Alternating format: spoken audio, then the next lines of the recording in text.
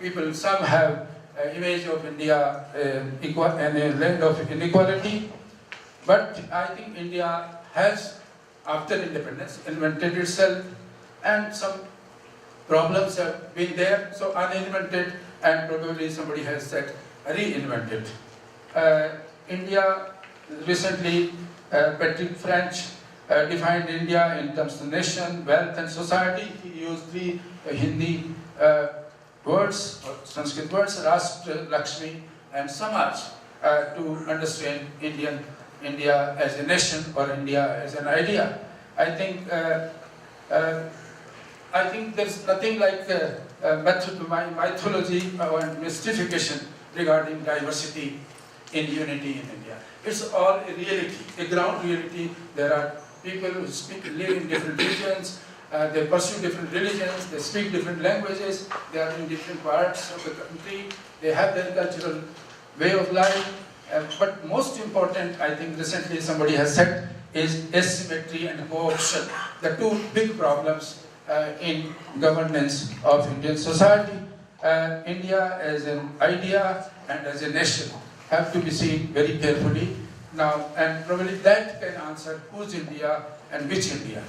Now, India in terms of, has to be seen in terms of the nature of social relations, status distinctions, then criteria of status determination, shaping individuals, families, and groups, and channels and opportunities for social mobility. I think this is the last point which I wanted to make.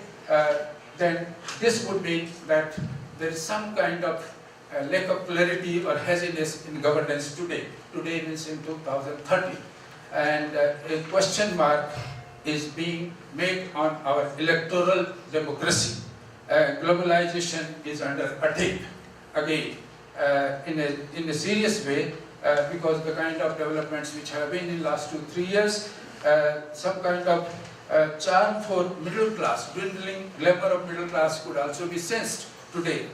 And we have settled economy. Probably you had also in Brazil the problems. You have recovered fast. India is taking more time, and probably I do not know how much time it would take.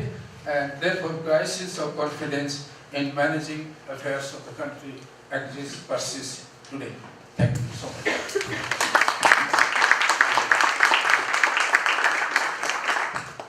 Now I'll ask Mikhail Chernysh, who's a professor of sociology at the Russian Academy of Sciences and is also the vice president of the Society of Russian Sociologists. Mikhail has actually, along his career, he has more recently been doing comparative work on Shanghai and St. Petersburg. So he is actually, this Russian comparison with China has been going on for some time because both economies are economies in transition from communism to some form of capitalism. So it's my reputation. He has an extensive curriculum I'm not going to go into, but I do think he's actually someone who's already thinking comparatively within this and researching comparative terms. Thank you for your introduction. Tom, it's so nice to be here. Thank you for inviting me here. It's an honor to be here and to discuss the problems of the BRICS countries of cooperation between the countries of BRICS, as well as to meet all our old friends, those with whom we cooperated or hope to cooperate in the future. But I'd like to start with a very difficult subject, which is the role of the state and public policies in the BRICS states. I'm not going to fully cover the subject because, as you understand, it's very complicated. It's not easy to cover it in detail, but I shall try to approach it in a comparative perspective. In 2004, two European intellectuals, Jacques Derrida and Jürgen Habermas, came out with an article that was published in most European newspapers. The article spoke about the differences between civilizations. This time it was the difference between the United States and Europe. They claimed that there were 5 points of difference between the two civilizations. I shall not account for all of them, because that was a long expose of differences. But one point was salient, one point was significant. There was, the two civilizations differed in the way they treated the state. In the United States, the state was regarded as an evil force, a constraint on the freedom of an individual.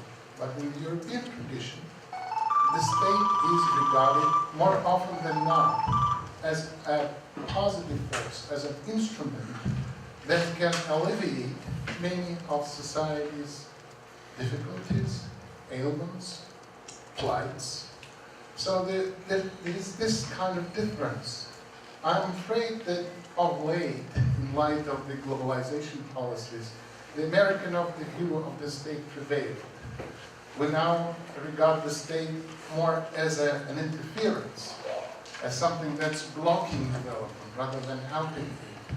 However, if we view the BRICS state, we have to accept that the state has to play a very important role in the development of these countries. Let me try and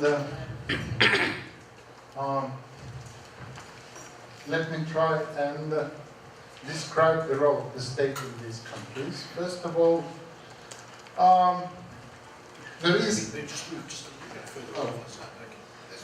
an obvious dilemmas with which we come into contact with as soon as we discuss the role of the state.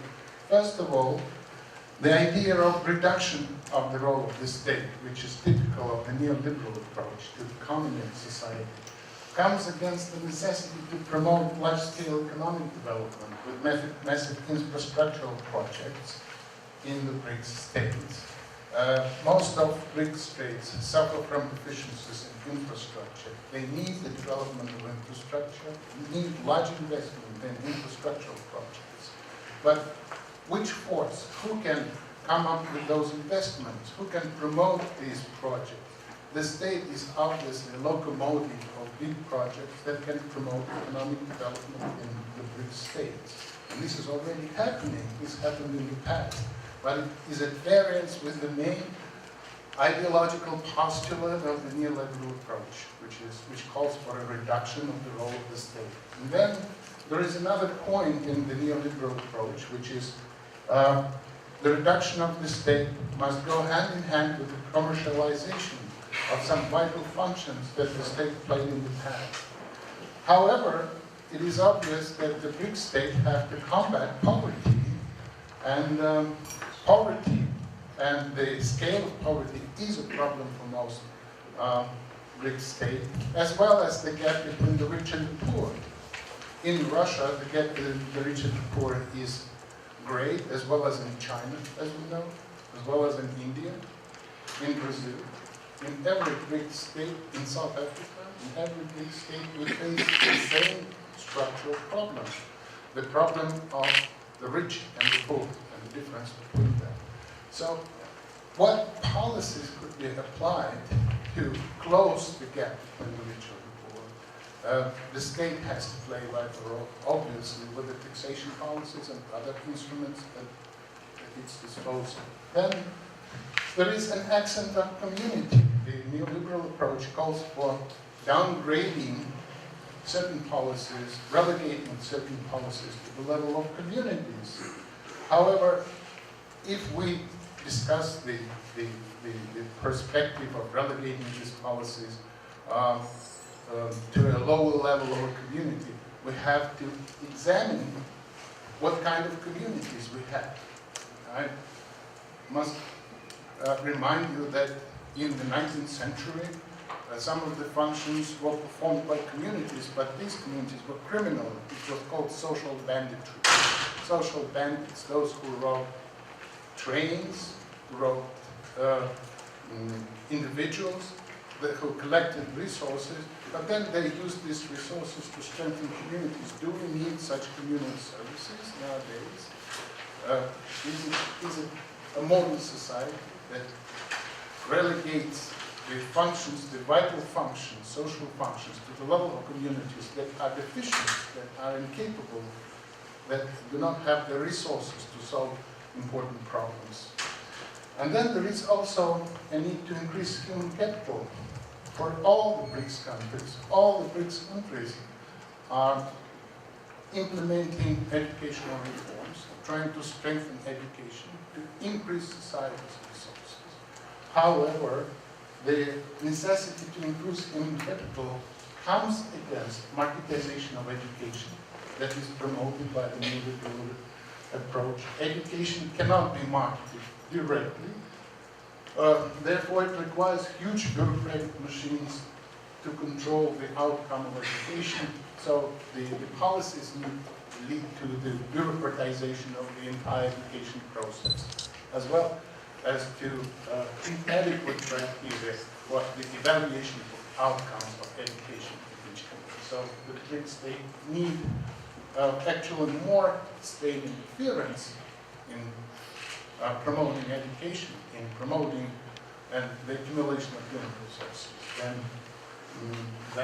than other states which do not have such a problem, which do not face similar problems. So all the problems with which the BRICS states try to cope can be viewed as common dilemmas. This is what unites us. These are the problems that we all face, all the BRICS states. So first of all, it's the dilemma of being high-tech versus raw material or labor extraction. At first sight, it seems that some countries do not face this problem. For instance, China is a great manufacturing and industrial power. However, the Chinese scientists themselves claim that they have not yet crossed the border of the fourth modernization revolution, that they still rely to a great extent on manual labor, and there is still need to introduce more technologies to become more modern, to become on a par with more developed industrial states. So the second dilemma is that divided societies are middle-class projects. Nowadays, most of BRICS states are divided societies, as I said. The